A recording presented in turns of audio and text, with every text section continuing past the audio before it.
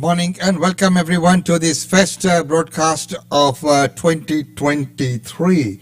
Well, as they reckon that after the first day is over, it's no more the new year. It will soon be Christmas, as they reckon. Well, it's wonderful to have your company on this second day of January 2023. And it's a beautiful day out here in Brisbane today, 28 degrees and mostly sunny. Well, it's a public holiday today, but nevertheless, we said we'll kick off with this first over today. First we have the news update. Our India office is still closed, so we still don't have all the daily India report, but we will resume that soon. But what we have today is daily news update and then our own coverage of the Brisbane fireworks. First of all, here is the top news. Travellers arriving from China will have to test negative for COVID-19 before being allowed into Australia from this Thursday, as case numbers there soar. Australia joins countries including the US, UK and France in imposing the measures, which China has criticised, even though it currently requires a negative test for all arrivals. The Health Minister says he's taken the move out of an abundance of caution, with fears Beijing is not being clear about the extent of the outbreak. Residents in the far west New South Wales town of Menindee have spent the weekend on high alert as major flooding continues. Houses in low-lying areas were urged to evacuate last week, with predictions of a 10.7 metre peak, which could surpass the 1976 record. A flood watch and act remains for the Menindee and surrounding area. Yesterday's Perth Cup had to be abandoned mid-race after one horse died and another was injured following an horrific fall. The two horses fell just 200 metres into the race, with mare Chili is Hot having to be euthanised at the track. The other horse, Dom to Shoot, suffered minor injuries and finished the race without a rider. Anita Pointer from the legendary Pointer Sisters singing group has died at the age of 74. The Grammy-winning Pointer Sisters scored a string of pop, country and R&B hits in the 1970s and 80s, including I'm So Excited, Fire and Slow Hand. So there you are, the news update, and those sisters there, they did some wonderful work, and our thoughts are with them, having passed away at 74. Well, right now, there have been a lot of calls about the youth in the detention and of course youth crime, which has been on the rise. Queensland government has put out some new rules. And this is quite typical that when things like this happen, go out of hand, all of a sudden we need to and we make new rules. But teen inmates at the Banksia Hill Detention Centre created havoc on New Year's Eve. Smoke and flames. That's how a tumultuous year at the Banksia Hill Juvenile Detention Centre came to an end. 22 teenagers managed to access officer equipment and scaled rooftops and fences as smoke billowed out from two burning buildings. They threatened the staff with violence. The staff followed their standard procedures, and once there was a large number of detainees involved, they moved themselves to the officer stations and secured themselves. Staff were threatened, and obviously that's extremely distressing and stressful. But critics aren't surprised that tensions boiled over, having long described conditions at Banksia Hill as unacceptable. They're renewing calls for urgent change. How can we say the justice system is working when we can't have access to these systems? We need to know what is going on in there. We all have our coping strategies. We all deal with pressure. In this instance, their coping strategy is exactly what happened yesterday. Special operations officers were deployed to manage the riot. The standoff lasted past midnight before order was restored. The disturbance caused significant damage to parts of the facility. While no one was injured, authorities say criminal charges are expected to be laid against those involved. I believe the community strongly believes that the protection of the community comes first, the protection of the staff comes second, and then the protection of the detainees comes third. And last night demonstrates that we actually have the plan right. Corrective services say a review is underway into the riot. Kason Ho, ABC News. And again, disturbing news. So what's happening with our youth these days, with that no respect for the law, and of course the conditions are different, or it could be different or dealt with differently as well, to say, look, the conditions inside is not what they'd expect or what would be classified as, basic human rights. But of course, you are in there for a reason, for something you have done. So, you can't expect it to be a five-star hotel kind of treatment. Well, right now, Australia is introducing a travel restriction ban for travellers arriving from China. They have to prove that they are COVID negative.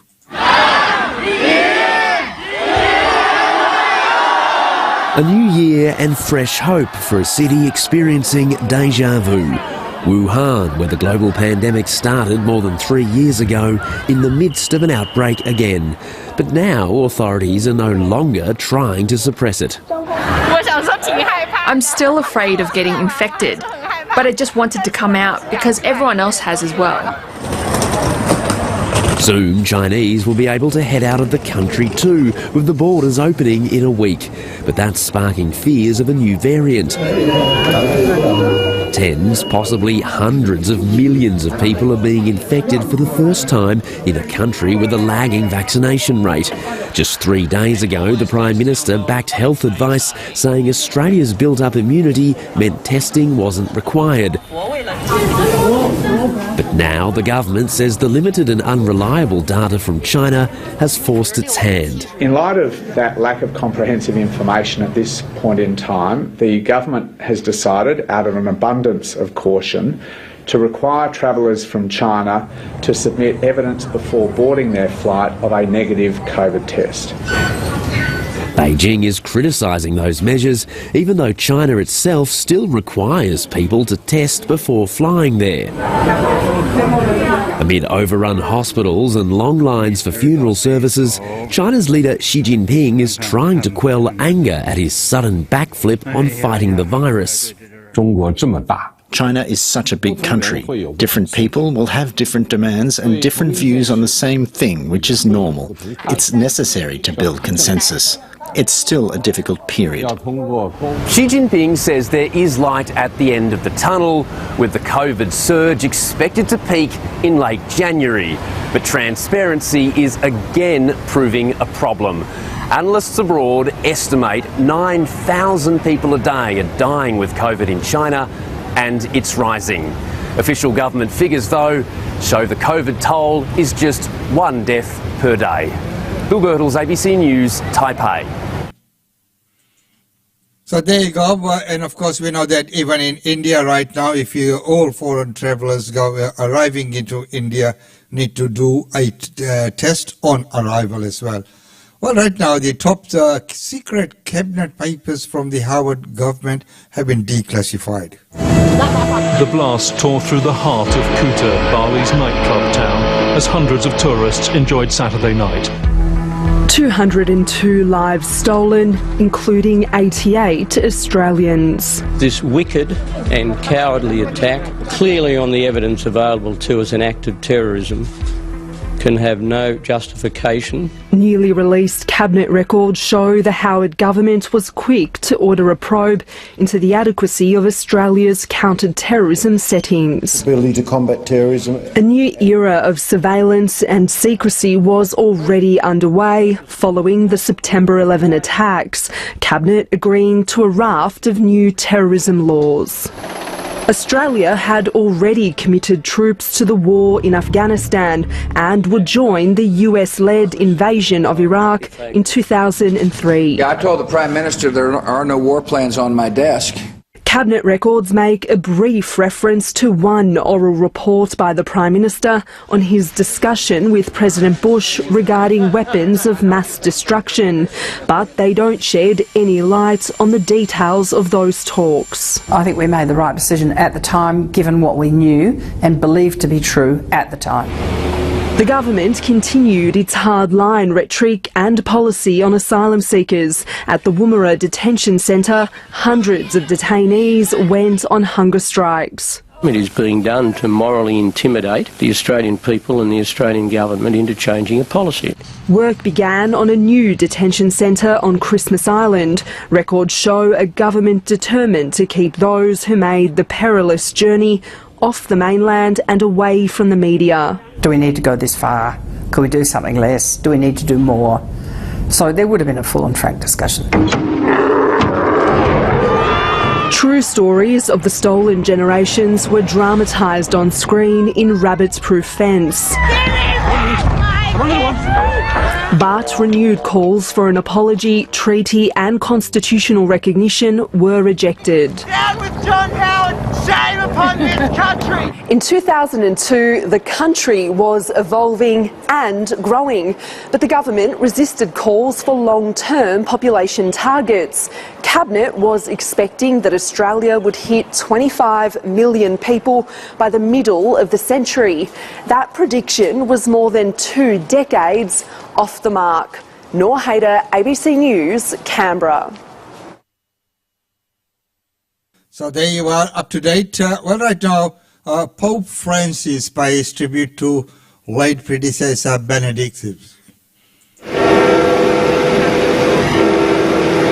Bells toll in the Vatican as the Catholic Church enters a new year without its former leader.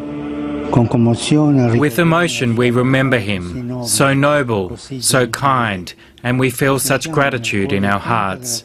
Gratitude to God for having given him to the Church and to the world.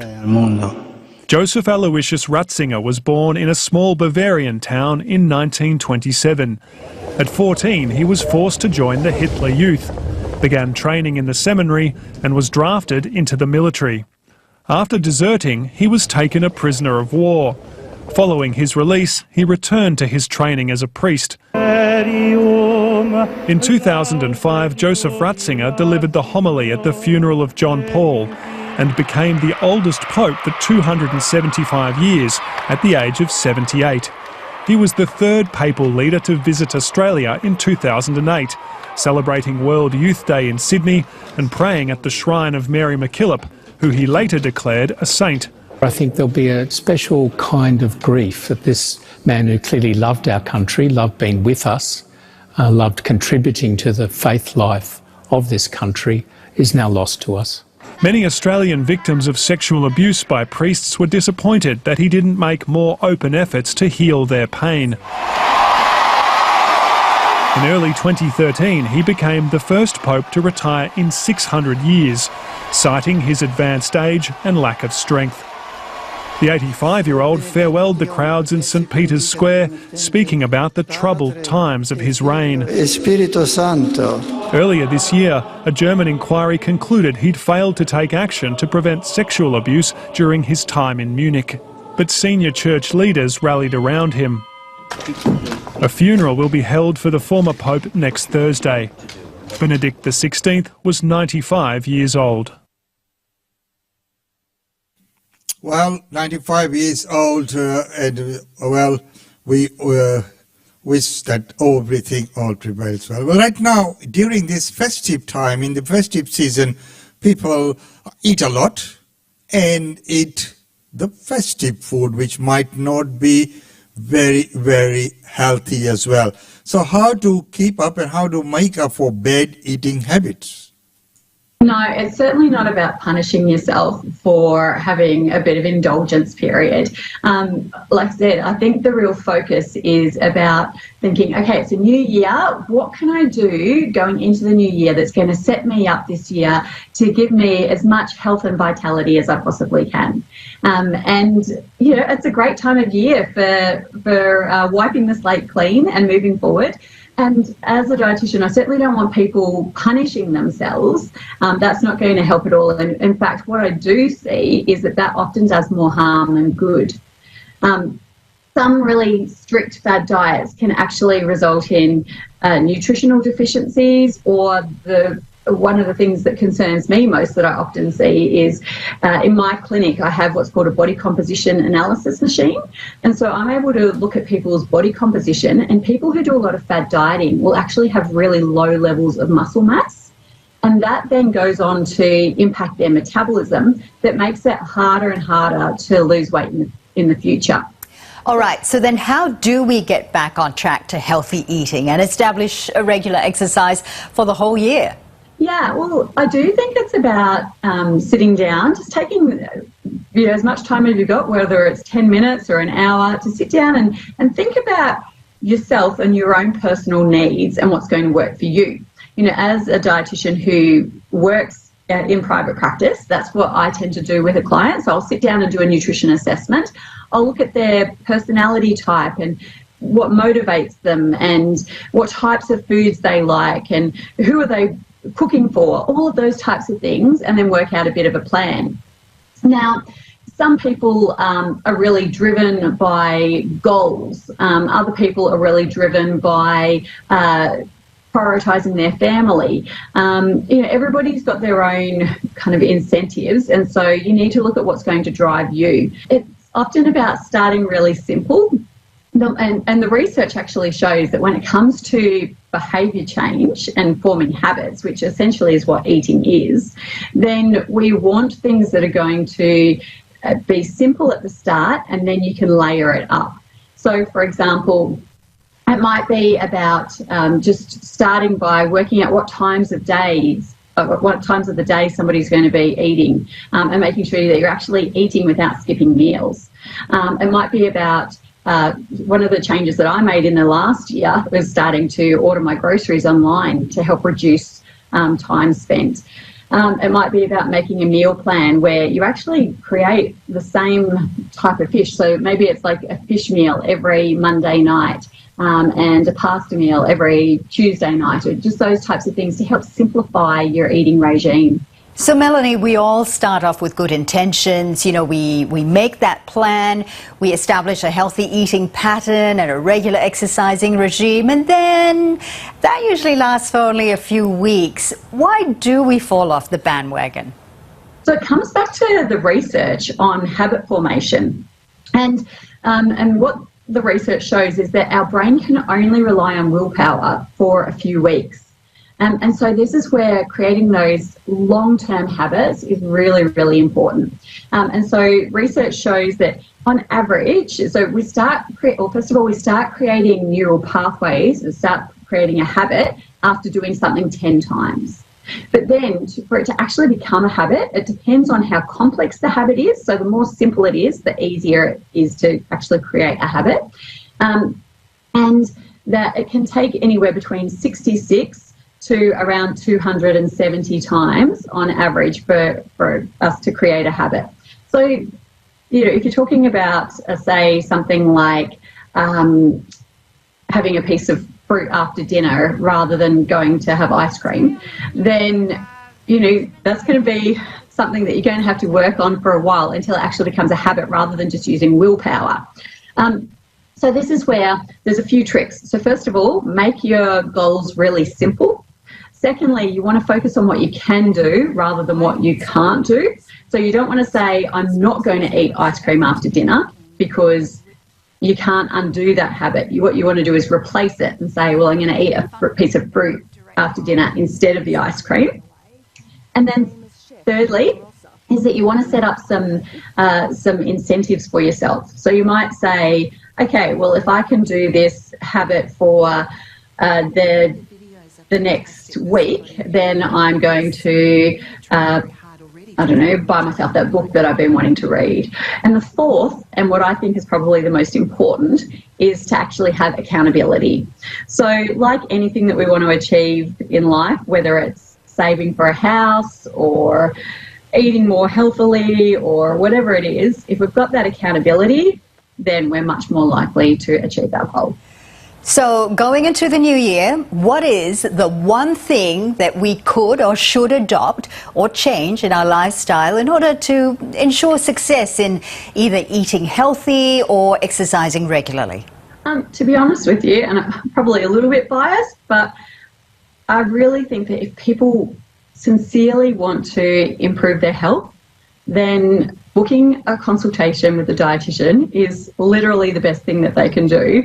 It's like if you want to do anything, like if you want to build a better house, you go and see a financial advisor. So it's the same thing with optimizing your diet. If you really want to make improvements to your diet, then book an appointment with an accredited practicing dietitian and plan some, whether it's every 3 months that you have a review or whether it's every month or whatever works for you, but put in that strategy in place for the year, and that's how you'll achieve your goals.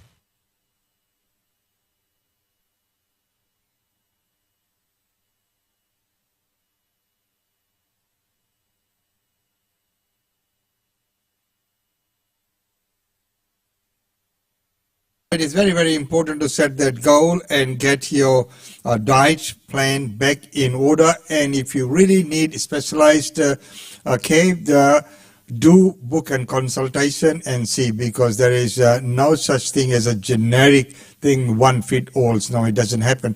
Everyone's the system is different. The metabolism within everyone's body is different as well.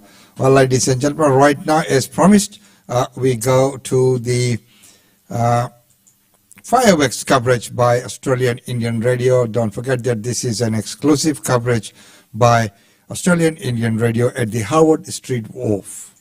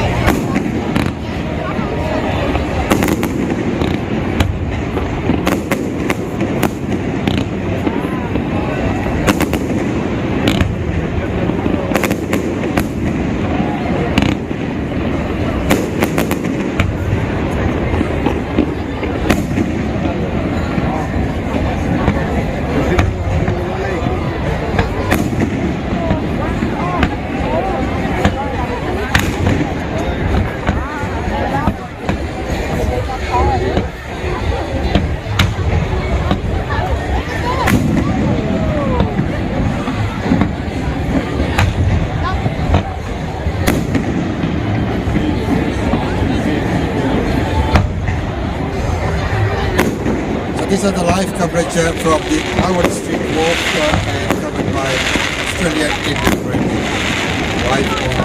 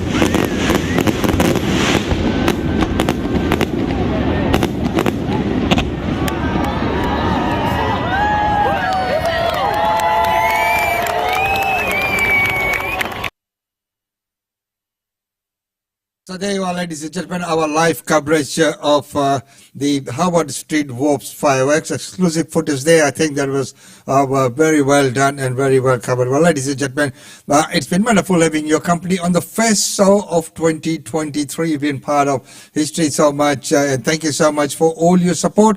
Let's make 2023 a beautiful year. Let's start this on that positive note. Well, right now it's time to say goodbye until tomorrow.